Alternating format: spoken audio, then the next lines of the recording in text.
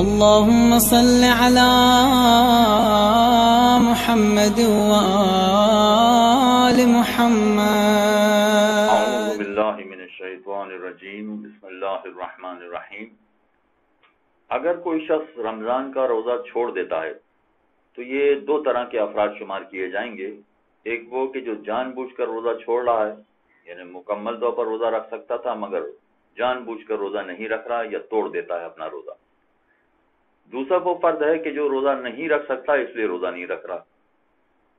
تو اگر کوئی شخص روزہ رکھ سکتا ہو اس کے باوجود جان بوجھ کر روزہ نہ رکھے یا روزہ رکھے اور روزہ توڑ دے تو پھر اسے اس روزے کی قضا تو کرنی ہی ہوتی ہے، مگر اس کے ساتھ ساتھ اسے ایک روزے کے بدلے 60 روزے الگ سے رکھنے پڑتے ہیں، جس میں 31 روزے پے در پہ ہوتے ہیں اور باقی روزے وہ وقفے وقفے سے بھی رکھ سکتا ہے. یا تو ایک روزے کے بدلے میں 60 روزے اس کو رکھنا پڑیں گے یا 60 غریب افراد کو کھانا دینا پڑے گا، آٹا دینا پڑے گا، اور یہ 60 الگ الگ افراد ہونے چاہیے. اسے کہا جاتا ہے کفارہ. اگر جان بوجھ کر کوئی شخص روزہ چھوڑ دے یا توڑ دے تو اس کے ہر روزے کا اس کو کفارہ دینا پڑتا ہے. اگر فرض کیجئے کہ کسی نے پورا ماہ رمضان روزہ نہیں رکھا اور جان بوجھ کے روزہ نہیں رکھا تو ایک طرح سے 30 روزوں کا کفارہ 1800 روزے اس کو رکھنے پڑ جائیں گے یا پھر 1800 افراد کو کھانا دینا پڑ جائے گا. البتہ یہ بات ذہن میں رکھیے کہ 60 افراد کو ہر روزے کے عوض یا تو 3 پاؤ آٹا دینا ہے یا کوئی خوراک والی چیز دینی ہے. اور یہ پیش نظر رکھیں کہ یہ فقط و فقط خوراک ہی دینی ہے، پیسے دے کے کام نہیں چل سکتا ہے. ان کو خوراک یعنی آٹا یا کوئی کھانے والی چیز، اور وہ بھی 3 پاؤ ہونا چاہیے، 3 پاؤ سے کم نہیں ہونا چاہیے.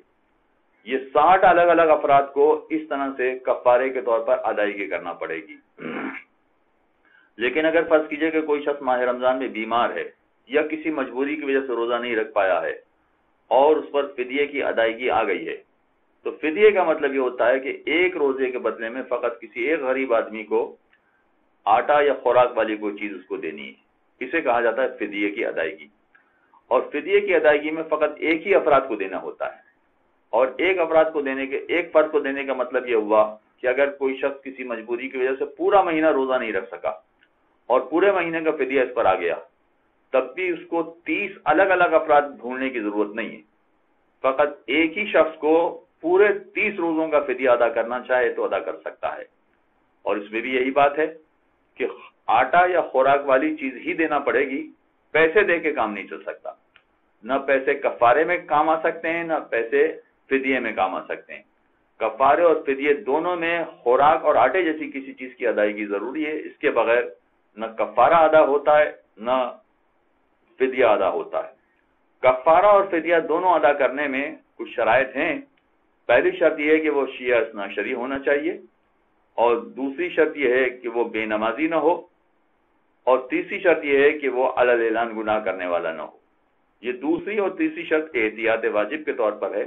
لہذا ایسے کسی غریب شیعہ کو دیکھنا پڑے گا کہ جو ان شرائط پر پورا اترتا ہو، انہی کو فقط کفارے یا فدیے کے خوراک جیسی کوئی چیز ان کو دینا پڑے گی، فدیے اور کفارے دونوں میں. وصلی اللہ علی محمد وآلہ. اللهم صل على محمد وآل محمد.